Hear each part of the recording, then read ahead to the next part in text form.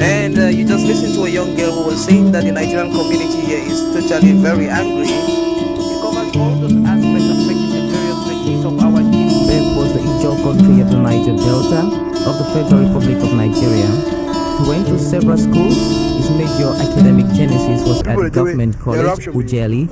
And go gather, destroy their food. With the camp I'm Bikoko Boots Oscar, Barrister at law, solicitor, and a notary public.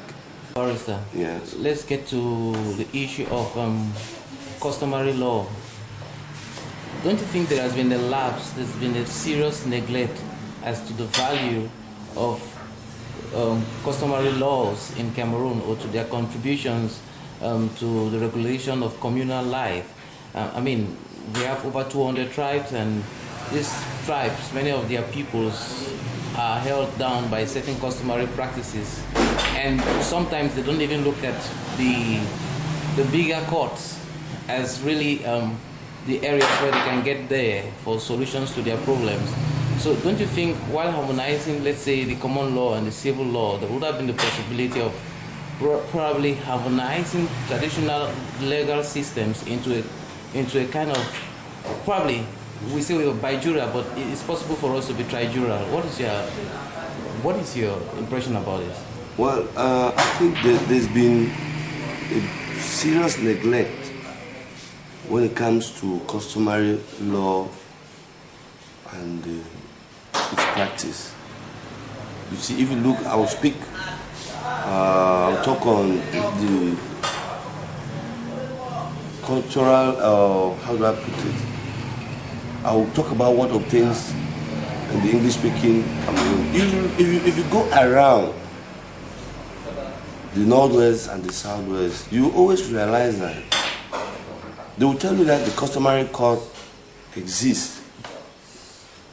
It is located there, and these are the persons. You see, what they always have are assessors. Never has a magistrate been appointed as president of the customary court. We don't have sitting magistrates in customary court. So it's even so difficult for advocates to appear before the customary court, because who are they appearing before? You find somebody who is the secretary of the court. They say he is secretary of the court, but he sometimes presides over the court and hands down judgment. He's not a qualified magistrate. And even if you were a qualified magistrate, don't you think you would have needed some knowledge of a particular traditional knowledge? Definitely. That is why they, in fact, even if he's a magistrate, he needs assessors. Let's say it's a problem that involves the customs of the Bangi people. You need Bangi assessors. Probably they are Ijagams or Bisongaba. I don't know how you people do those qualifications. You need an Ijagam man who has a mastery of Ijagam tradition to be an assessor, assisting the magistrate who looks at the law and who tries to see into it that the custom does not conflict with the civil law system. Let me put it in civil law in the general sense of it. So I'll tell you most solemnly that there's been a general neglect. Sometimes people go back to village councils to resolve their problems. But these people, it is true, they look at custom from the way it was handed down to them, but they do not take into consideration issues like human rights. He will hand down whatever judgment or whatever decision they take in that council without taking into consideration so many other things. The man's age, the man's sex, the human rights that may be abused, and so on and so forth. So what you said while you ask your question is that I think that a group of persons should be appointed who should go down, take their time, move from one tribe to the other, taking down the differences and the similarities of various cultures, so that we'll come out with a harmonized law when it comes to customary law. That should be the best solution. It may take time, but one day it's going to give a very, very, very good result. Barrister, in terms of pro bono cases, there seems to be also a lapse. Lawyers don't want to defend people who don't have money.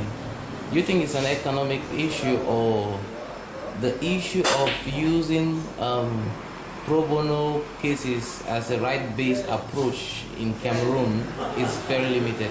What is your take on this? A lawyer essentially is a businessman. You don't do business without looking forward to having some profit. But you see, no matter how hard you fight to make gains or profit, you see your conscience sometimes drives you to do things that do not bring you any benefit. It is true, it's difficult to find a lawyer doing a case pro bono. I've seen it once or twice, but if you look at the relationship between the lawyer and his client, you realize that there is some kind of blood relationship or some relationship based on marriage and so on and so forth. It happens, but it is really rare. But there is what we call legal aid. Those who think that they cannot sponsor their cases can apply for legal aid. It's also a difficult position because the rigmarole there is so complicated. In fact, it's a whole rigmarole for you to benefit from legal aid. At the end of the day, you realize that you're already spending too much to get something that is free. You're putting in money to get something that's free. So it's generally what people do is, instead of taking that little money that they have to go and give here and there to benefit, it's better for them to go ahead, consult a lawyer and so on. But doing a case pro bono is something good. It comes from the mind, it comes from the heart. Although sometimes you realize that when you go, especially in criminal cases for felonies, you can't be judged or tried without you having counsel. So what the court does is it assigns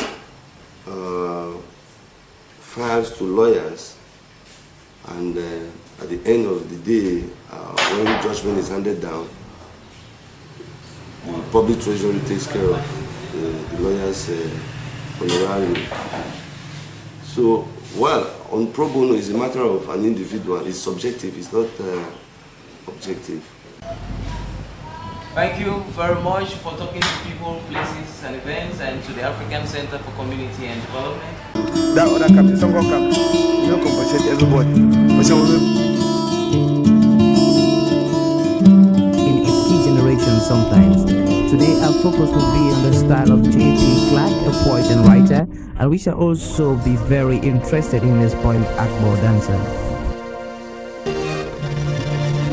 Some lives are meaningful, some are empty. There are lives that are meaningful, with too much meaning and riches to offer humankind. Long after some of these earthly adventures and no more, one can still find footprints of these great lives on the pavements of our contemporary lives. Good evening, you're welcome to the program Green Planet.